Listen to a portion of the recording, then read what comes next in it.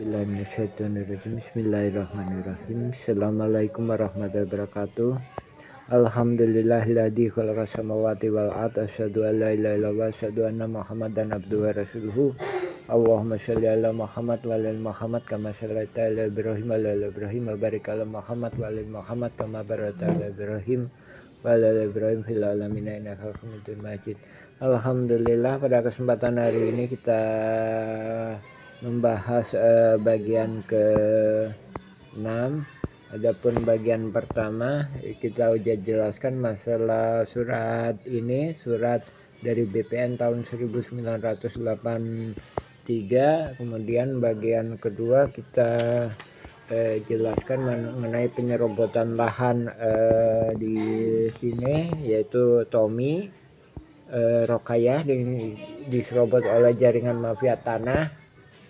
Habis itu selanjutnya bagian ketiga kita perdalam lagi, terus keempat penyerobotan dan keterlibatan oknum mafia tanah dan oknum tokoh masyarakat, oknum tokoh agama di sini terkait dengan masjid. Juga bagian kelima, bagian keenam kita lanjutkan korelasinya dengan penyerobotan lahan di sini, yaitu pemberian hadiah dari Wan Surjadi PT Batu Nunggal Indah ke oknum mafia tanah ini. Kita ini dari tahun 90-an ya, tahun 90-an dari sini. Ini ada berkas, ini lebih kurang 10.000 meter ya. Nah ini RW 2 10.000 meter ini kurang lebih ya. Ini yang digugat lebih kurang itu cuma segini. Nah, di sini ada nama-nama penggarap yang mana luas totalnya 2.522. Terus ditambah lagi dengan total 57 penggarap ya, 57 penggarap induk, totalnya 5.000 sekian ya, 5.000 sekian, ditambah lagi terminal dan kantor pos. Adapun lainnya lagi itu Pasar Impres.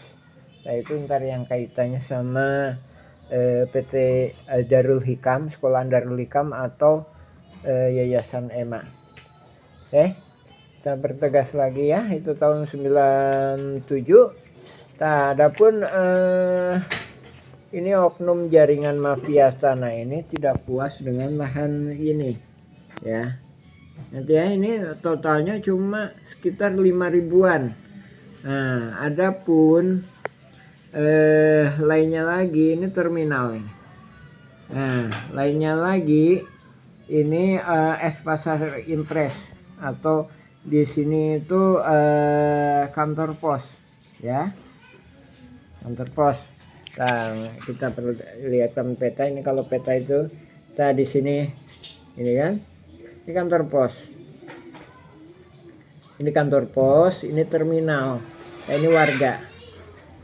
Nah, sekali lagi, ini yang digugat ini lebih kurang cuma sepertiga ya. Jadi objek banyak itu 300-an ya. Kita pertegas lagi ya, yang digugat itu 300 kakak ya. 300 kakak itu induk dari sini. Dan lain daripada itu adalah penyerobotan. Baik itu penyerobotan lahan pribumi, penyerobotan lahan kantor pos, penyerobotan Pasar Impres, penyerobotan lahan terminal. Nah, itu korelasinya. Jadi ini aja dengan ketidakpuasan oknum jaringan mafia tanah ini, dia melakukan penyerobotan. Jadi ini aja sebenarnya banyak pendatang yang kurang jelas gitu. Beda halnya dengan kasus di RW 01. Kebanyakan itu RW 01 itu pribumi Adapun seandainya itu operali garap dari pribumi. Nah, adapun di RW 2 itu pribuminya itu leluhurnya Kang Jana, yang sekarang Kang Jana atau lebih kenal sekarang itu Tuli Panggul. Di sini rumahnya itu pribuminya.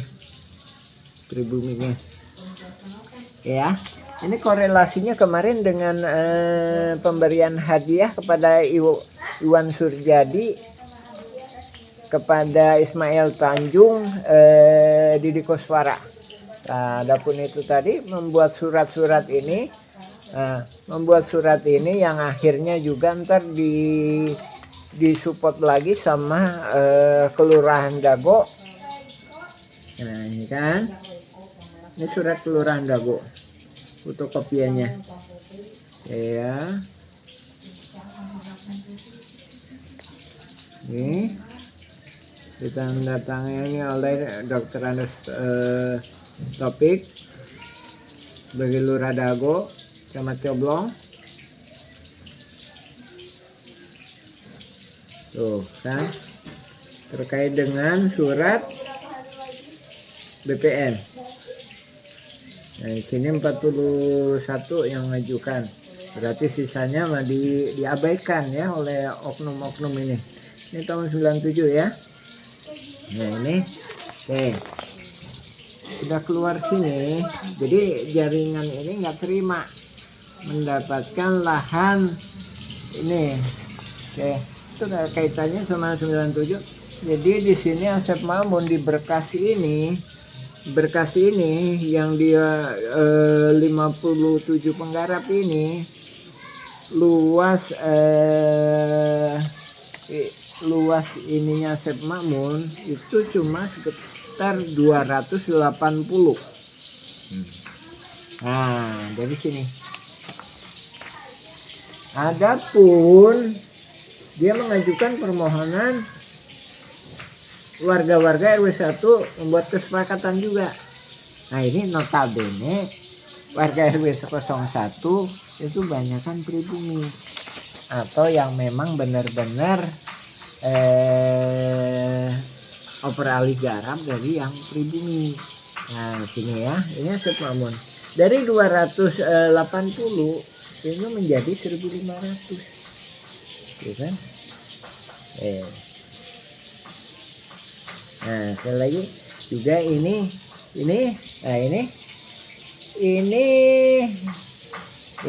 luasnya berapa? 32.500.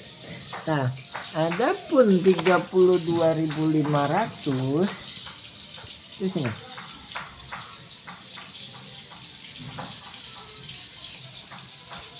Nah, ini yang kami sampaikan. Ini ya, pemerintah warga kampung Cirapuhan dirugikan 100 sampai 1 triliun. Kenapa? Ini tadi kan yang ituin kan yang sebenarnya totalnya kurang dari 10.000. Sementara ini ada 32.000. Nah, ini dikhianati. Jadi dipersulit untuk diproses. Ya, ini tanggal suratnya ini ya. 25 Februari, ini yang tanda tangan RT 1 RW 2. Ini Pak Asep Mamun ya. Oke, ini RW 2. Ini RW 1. Rekan Alosana juga ikut tanda tangan. Ini RW 2.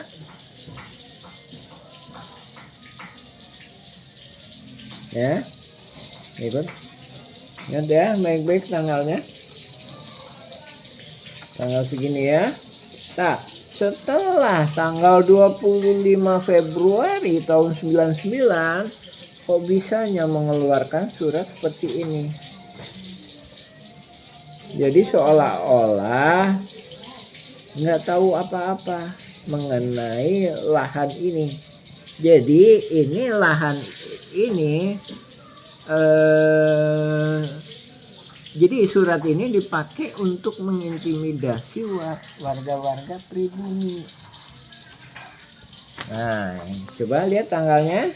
Oke, kesepakatan dengan pribumi warga RW 01 tahun segini, surat intimidasi tahun sekian, ya kan? Berarti duluan ini ya. Nah, dari situ alih-alih seperti itu, seolah-olah warga RW 1 nggak boleh nyuratin. Nah, ini kolusi ini bukan hanya di bawah tapi juga naik ke atas, juga termasuknya walam ke atasnya sampai di mana, jaringannya sampai di mana ini. Sepengetahuan saya membuat surat ke BPN juga, ya saya sendiri merasakan ada lah gitu. Tahun 99 itu, tahun 2002 terbitlah PBB ini. Ini mulai tahun 22 ya. Terbitlah PBB ini. Nah, yang kemudian hari, nah ya kan, ini coba perhatikan tahunnya hilang, akan berpindah ke sini. Kaitannya juga, ini kan yang saya bahas ini pihak tergugat. Korelasinya juga pihak penggugat pun atau ahli waris Muller tahun-tahun segitu kan juga lagi proses. Tahun segini ke Jakarta, tahun 2000 sini, tahun 2008 ke sini, 2008 ada kan pihak sini kemarin juga itu. Misalkan kedatangan Iwan Surjadi 2008 kan, kedatangan pengacara Iwan Surjadi. Nah, ini kita lebih fokuskan ke sini ya. Dari sini juga kemarin juga kita jelaskan bahwa ini ada 8 pihak. 8 pihak: Jenal, Udep, Dani, Anda, Amin, Nana, PKK RW, Didi Koswara. Totalnya 14. Sedangkan 14.000. Sedangkan PBB-nya ini 15.000 atas nama satu pihak, satu orang. Nah, ini juga ntar kaitannya juga kenapa strategi tergugat itu seolah-olah di satu indukan, yang mana semua para tergugat disepakati sebagai penggarap di Eigendom Verponding Buraminten. Nah, silakan lihat berkas pengadilan. Jadi satu sisi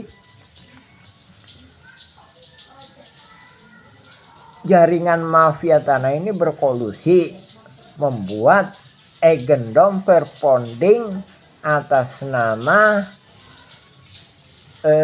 ahli Muller, atas nama Muller, yang kemudian dipegang oleh ahli warisnya. Sisi lain, tergugat dinyatakan sebagai penggarap Eigendom Verponding Buraminten, yang memang asalnya kedua-duanya ini, Buraminten dan Muller, itu dari Simongan. Poin yang kami tegaskan bahwa itu tadi dua pihak itu tadi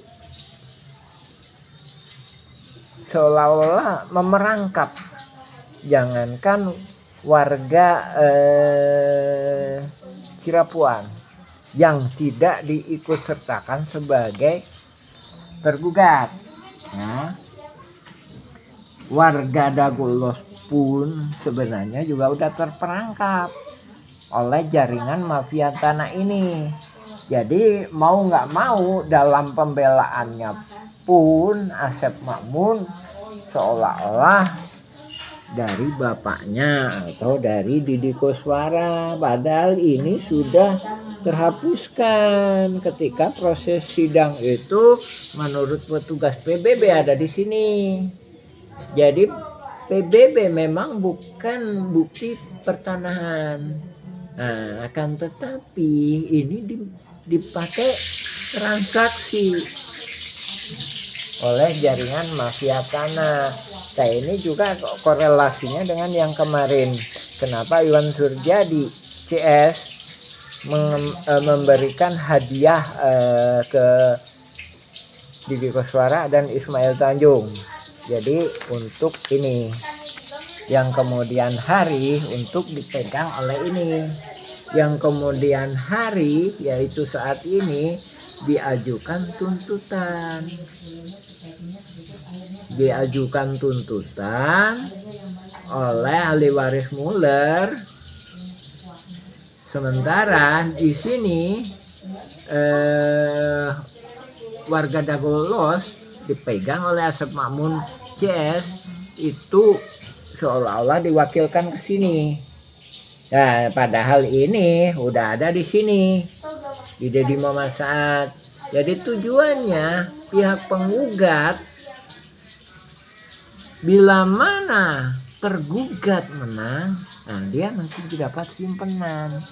Jadi Asep Makmun seolah-olah melakukan kesepakatan menjamin bahwa pihak tergugat menang pun pihak penggugat, jaringan penggugat yang terkoordinasikan dengan sangat rapih ini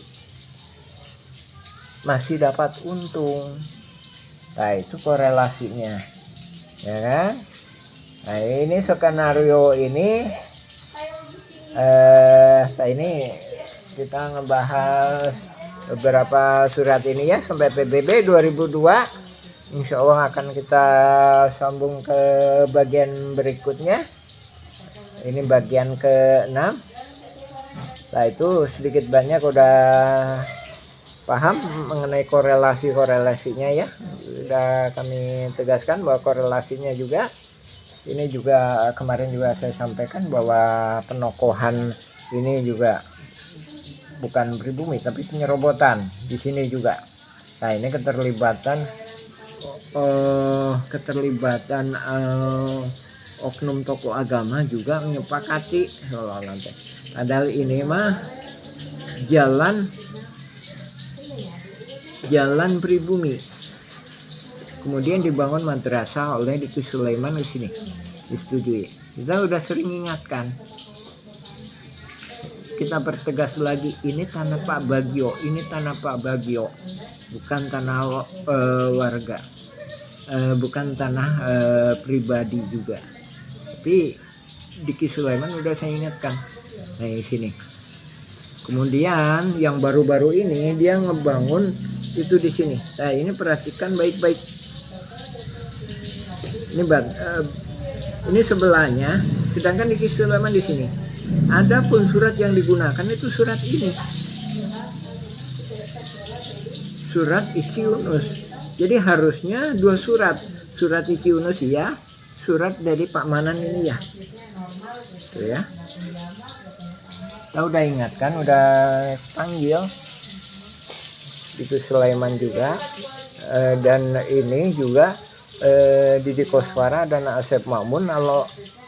Kalau sana dulu sama Lurah Dago juga pernah ketemu tahun 2012 membahas masalah ini, lahan ini dan memang juga kita udah konfirmasi sebelumnya dengan Pak Slamet bin Karto, dan juga selanjutnya saya konfirmasi juga dengan pamannya Asep Makmun, yaitu Pak Ada adiknya Pak Ahya. Dan memang dia bukan pemilik tanah adat, tapi diberi garapan. Nah, adapun diberi garapan itu udah pada dioper Jadi ini satu objek itu bisa beberapa kali transaksi. Udah dioperkan ya. Sini minta lagi kan demas. Ini demas kan. Udah gitu digugat, dibuatin PBB. Dibuatin PBB lagi. Nah ini beberapa kali. Ya alhamdulillah ini bagian ke-6, insya Allah kita sambung lagi korelasinya gimana masalah kita melihat dari sisi warga ya. Kita melihat kesaksian dari sisi warga, adapun juga kita didukung juga dengan berkas-berkas surat dan kesaksian warga pribumi. Alhamdulillah saya sendiri juga udah pernah bertemu dengan cucu-cucu Nawisan yang saat ini udah pada meninggal. Saat ini yang ada cicitnya. Mungkin itu dulu yang saya sampaikan. Alhamdulillah. Assalamualaikum warahmatullahi wabarakatuh.